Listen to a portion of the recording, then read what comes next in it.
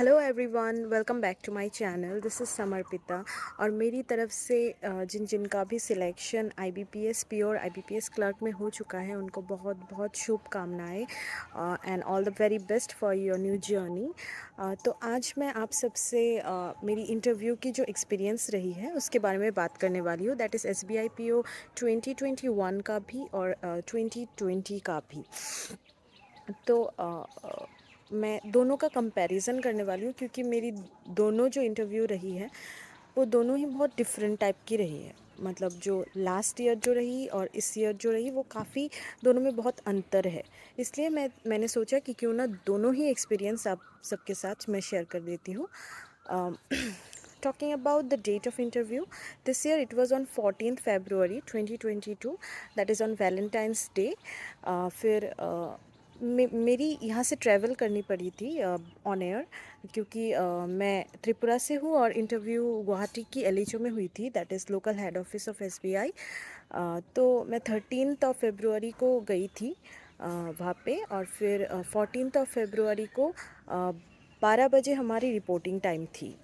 तो 12 बजे मैं पहुंच गई थी एलएचओ में। पहले हमारी बायोमेट्रिक हुई थी, that is iris scan and photograph scan जो होता है, जो प्रीलिम्स और मेंस के वक्त में भी जो होता है वो तीनों को मिलाते हैं कि वही सेम कैंडिडेट आई हुई है कि नहीं।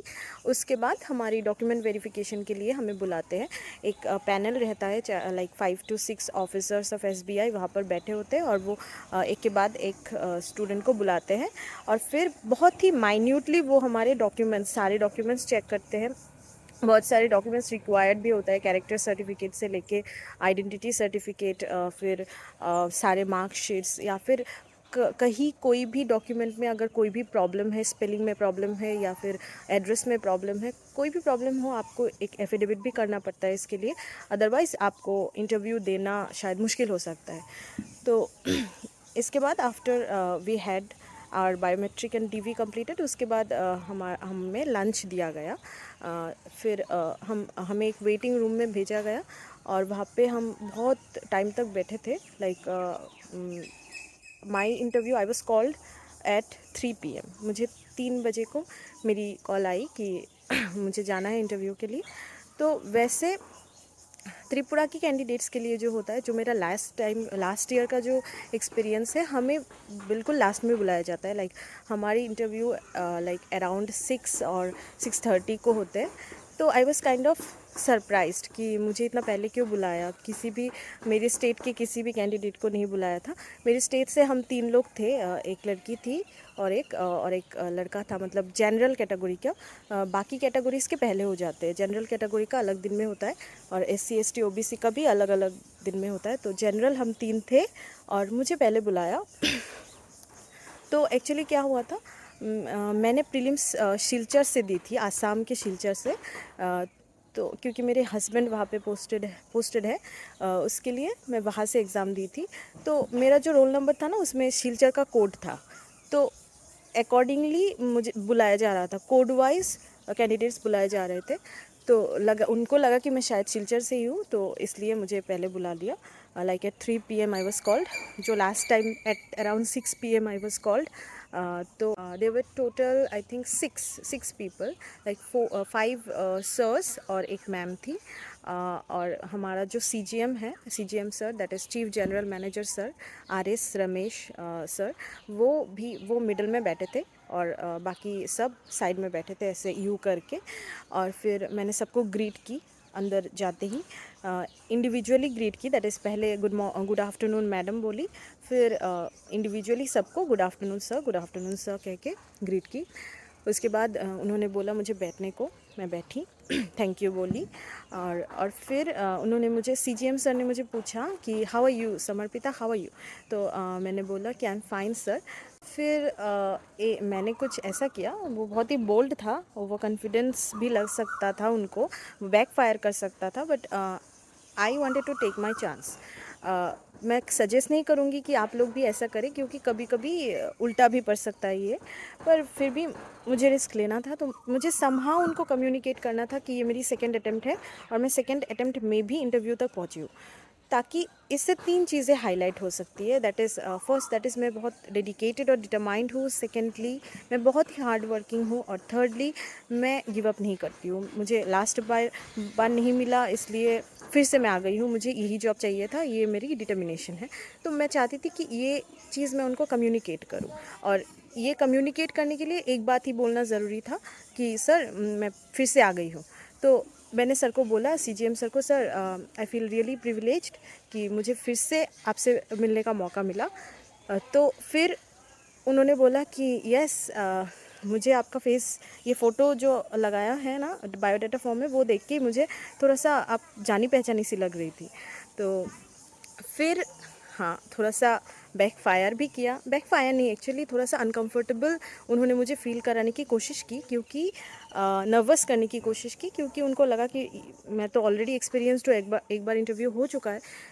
तो इस बोल्ड मूव के कारण उन्होंने मुझे बेसिक कोई क्वेश्चन पूछा ही नहीं, कि जैसे कि इंट्रोडक्शन पूछते हैं, फिर पूछते हैं कि क्यों बैंकिंग में आना चाहते हो, क्या इंटरेस्ट है बैंकिंग में, वो सब जनरली पूछते हैं।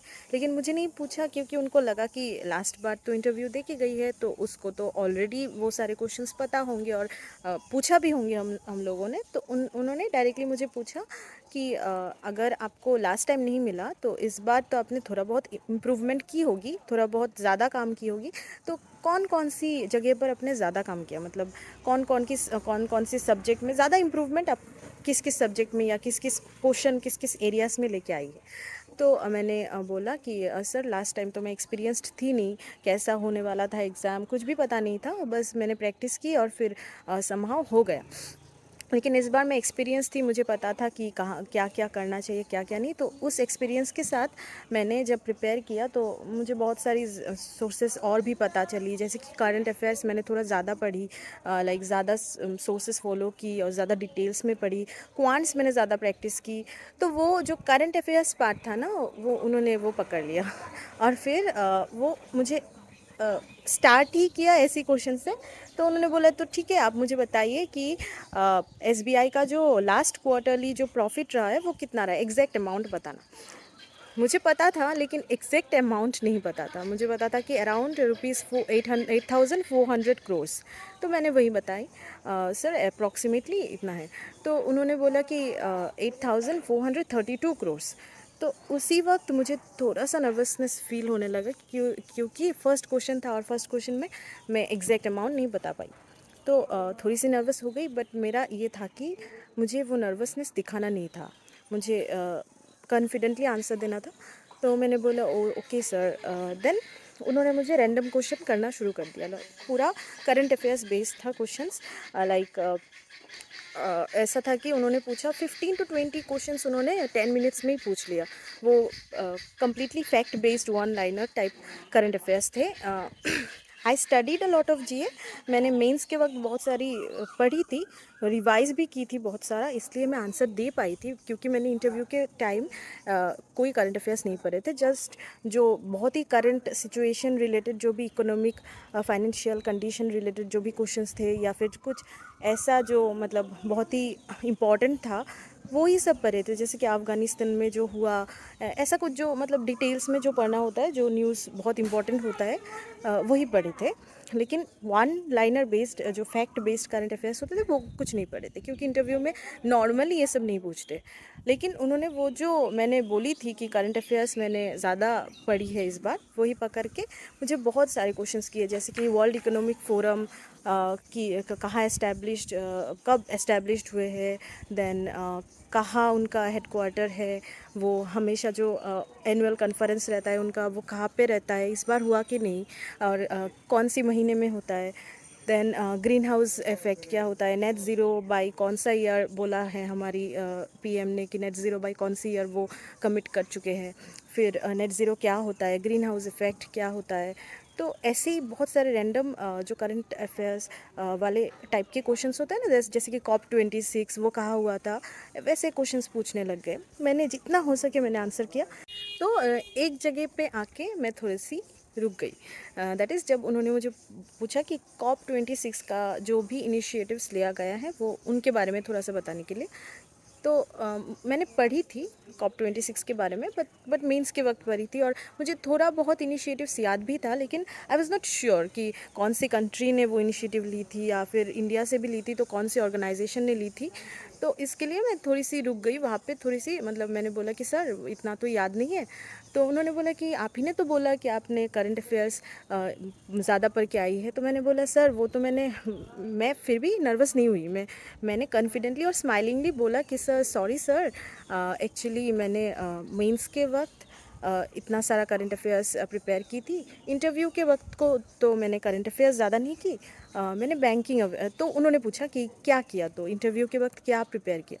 तो मैंने बोला कि ज़्यादातर बैंकिंग अवेयरनेस किया। तो अब वो मुझे बैंकिंग अवेयरनेस रिलेटेड पूछने लगे, और सारे पूछने लगे, एक के बाद एक सारे सर्स और मैम बैंकिंग अवेयरनेस रिलेटेड पूछने लगे। जैसे कि उन्होंने पूछा ट्रेजरी बिल्स क्या होती है, देन कमर्शियल पेपर क्या होता है, सर्टिफिकेट ऑफ डिपॉजिट क्या होता है, देन ओम्बाड्समैन क्या होते हैं, देन इंटरनल ओम्बाड्समैन क्या होता है, वो सारे बैंक्स के अलग अलग होते हैं कि नहीं होते, देन मार्केट कैपिटलाइजेशन क्या होता है, फिर what are the different types of assets, सब स्टैंडर्ड एसेट और डाउटफुल एसेट कब बनता है, then what is PCA, what are the parameters जो PCA के लिए मेंटेन करते हैं, देन ये सारे पूछने लग गए बहुत सारे। बैंकिंग अवेयरनेस थोड़ा सा एडवांस लेवल का मुझे लगा कि बैंकिंग अवेयरनेस भी पूछा, तो बट इट वाज फाइन। मैं प्रिपेयर थी, मैं I was prepared for the worst, इसीलिए मैंने वो बोल्ड स्टेप उठाई थी। And I was satisfied kind of, क्योंकि मैंने थोड़ा सा नर्वस हो गई थी, क्योंकि इतने सारे क्वेश्चंस आ रहे थे ना एक के बाद एक, और मुझे आंसर देने थे सब, मतलब रैपिड फायर टाइप था वो, तो इसलिए थोड़ा सा नर्वस हो गई थी, but somehow I managed it. तो उसके बाद लास्ट में सिर्फ एक ही पर्सनल लाइफ रिलेटेड क्वेश्चन पूछा एक सर ने, और वो था कि उन्होंने पूछा कि तो आप तो मैरिड हो, तो आपको तो पता है कि SBI का जो जॉब है वो पैन इंडिया बेसिस है, और आपका ट्रांसफ़र भी 3 साल बाद होता रहेगा, तो आपको तो ये पता होना चाहिए। तो मैंने बोला हाँ पता है सर। तो आप अपनी हस्बैंड के साथ कैसे मैनेज कैसे करोगी ये चीज़, आपकी मैरिड लाइफ को भी मैनेज करना होता है, फिर जॉब भी मैनेज करना होता है, फिर फ्रिक्वेंट ट्रांसफ़र्स होंगे, तो तब आप कैसे मैनेज करोगी।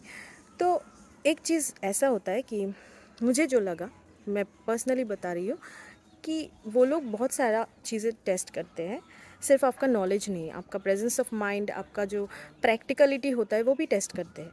अगर उस वक्त मैं बता देती कि know my job is my priority, I would do any thing for it, जब मुझे बताया जाएगा यहाँ जाओ मैं वहाँ जाऊँगी, यहाँ जाओ तो वहाँ जाऊँगी, ऐसे नहीं होता है लाइफ में, ऐसा नहीं होता है। हाँ उस वक्त आप शायद डेस्परेट हो जॉब पाने के लिए कि मुझे जॉब चाहिए, नहीं हाँ कुछ भी हो जाए मुझे, मैं कुछ भी कर लूँगी, लेकिन ये उनको शो करना नहीं होता है।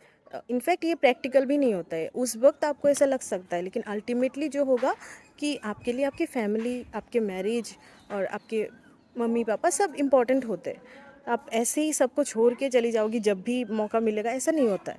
तो वो मैंने वो प्रैक्टिकलिटी मेंटेन की। तो मैंने उनको ये बोला कि अगर स्पाउस ग्राउंड अवेल कर सकती हूँ तो हम लोग ये अवेल करेंगे, और अकॉर्डिंगली ट्रांसफ़र्स के बारे में सोचेंगे, और वो भी जॉब करते हैं, अगर उनको कोई प्रॉब्लम ना हो और वो मैनेज कर सकते हैं तो वो मेरे साथ जाएंगे, और अगर मैं कर सकती हूँ तो मैं भी उनके साथ जाऊँगी।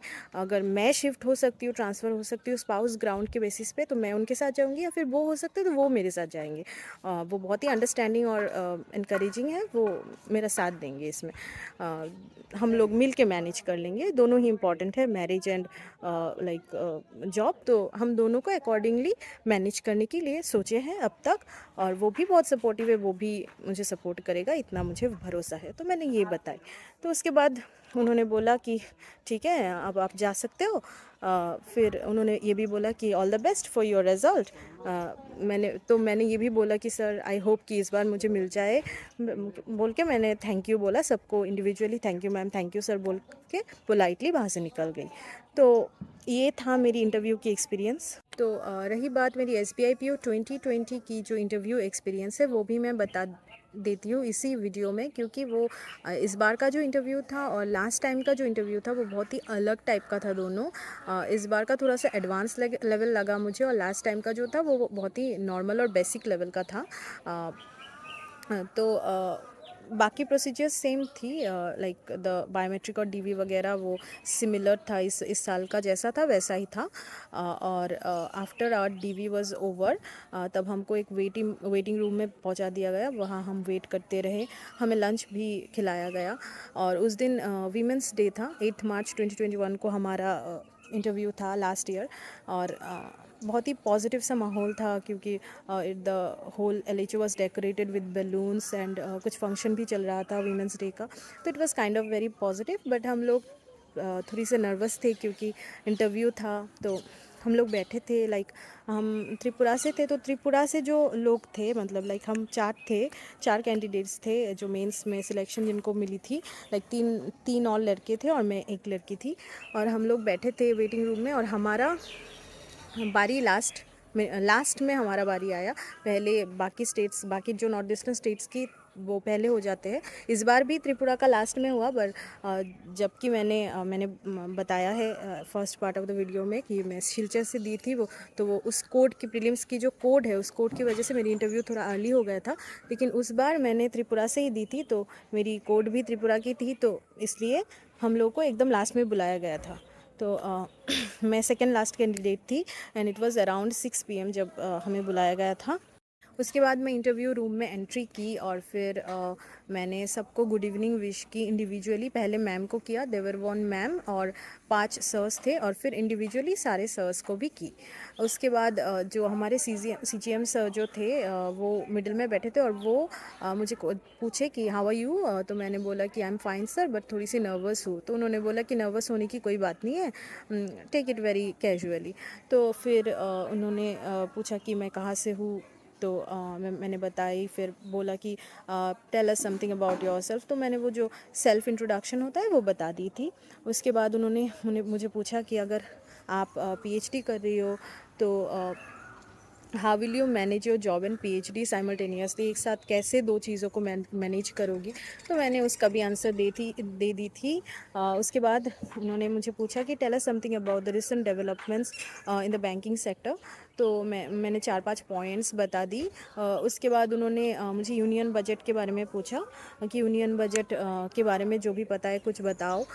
तो मैंने बताई। तो उसके बाद एक और सर थे, उन्होंने मुझे पूछा कि ये जो कैपिटल एक्सपेंडिचर का जो पोर्शन होता है तो वो सरकार क्यों करता है, मतलब कैपिटल एक्सपेंडिचर क्यों करता है, उसका जो भी रीज़न है, मतलब वो पैसा किस वजह से स्पेंड किया जाता है। तो मैंने उसका बताया, उसका जो भी आंसर था। उसके बाद एक और सर ने पूछा कि FDI क्या है और FPI क्या है। फिर उसके बाद इन्फ्लेशन क्या है, इन्फ्लेशन कौन कंट्रोल करता है, कौन इसका पैरामीटर सेट करता है। फिर मॉनेटरी पॉलिसी क्या होता है, मॉनेटरी पॉलिसी कमेटी और उसकी कंपोजिशन के बारे में पूछा। फिर एक और सर ने पूछा कि आप तो त्रिपुरा से हो, तो त्रिपुरा की इकोनॉमी के बारे में कुछ बताओ। तो मैंने बताई। फिर उन्होंने पूछा कि एज ए बैंकर आप अपनी स्टेट के लोगों की कैसे हेल्प करना चाहोगे, तो वो भी मैंने बताई, 2-3 पॉइंट्स। उसके बाद उन्होंने पूछा कि as a banker of SBI आप कैसे लोगों को, कस्टमर्स को कैसे अट्रैक्ट करोगे ताकि वो आपकी बैंक में ही अकाउंट खोले, या आपकी बैंक में ही जो भी आपकी बैंक के सर्विसेज को ख़रीदे, तो कैसे अट्रैक्ट करोगी। तो उसके बारे में भी मैंने बताया कि SBI मतलब दो चीज़ बहुत इंपॉर्टेंट होती है मनी मैटर्स में, कन्वेनियंस और सिक्योरिटी। तो SBI दोनों दे सकती है, because it is the largest bank in country. तो सिक्योरिटी तो टॉप नॉच की होती है, ऊपर से कन्वेनियंस भी बहुत होती है, योनो SBI होती है। तो ये सब मैंने बता दी थी। उसके बाद उन्होंने पूछा कि how many types of bank accounts are there. फिर एक और सर ने मुझे पूछा कि आपका बैंक अकाउंट है, तो मैंने बोला हाँ है। तो बोला कौन सी बैंक में है, तो मेरी बैंक अकाउंट यूको बैंक में था, क्योंकि वो मेरी घर से बहुत नज़दीक थी। तो मैंने बताया, ऑनेस्टली बताया कि मेरी यूको बैंक में है क्योंकि मेरी घर के पास है। तो उन्होंने बोला ठीक है फ़ाइन। फिर एक और क्वेश्चन मुझे पूछा जिसका आंसर मुझे नहीं आया, दैट इज़ बांग्लादेश का कौन सा डिस्ट्रिक्ट त्रिपुरा के साथ बॉर्डर शेयर करता है, कौन सा वो पर्टिकुलर डिस्ट्रिक्ट का नाम पूछा। तो मुझे वो पता नहीं था। मैंने बोला कि sir I don't know that. फिर उन्होंने पूछा कि ठीक है, तो बताओ कि इंडिया की बाकी कौन सी स्टेट त्रिपुरा के साथ बॉर्डर शेयर करता है, तो वो मुझे पता था और मैंने बता दिया। आफ्टर दैट उन्होंने बोला ठीक है समर्पिता, नाउ यू मे गो। तो उसके बाद मैं चली आई एंड दैट वाज ऑल। तो मुझे 40 आउट ऑफ 50 मिला था लास्ट टाइम, और इस बार 47 आउट ऑफ 50 मिला है। तो I think both of the interviews went well. इस बार थोड़ा सा क्वेश्चंस थोड़ा ज़्यादा पूछे, but anyways I could manage the whole situation. मैंने उनको वो प्रेशर हैंडल करने वाला जो साइड था वो मैं दिखा पाई, उसके लिए मुझे थोड़ा ज़्यादा एडवांटेज मिला आई गेस। तो that's all for today. I hope आपको मेरी वीडियो अच्छी लगी, और अगर आपको कोई भी क्वेश्चंस हो मेरी वीडियो की रिगार्डिंग तो प्लीज़ कमेंट सेक्शन में पूछ लेना। और अगर आपको मेरी कंटेंट अच्छी लगती है तो please do like, share and subscribe to my channel, and have a very good day. Thank you, bye bye.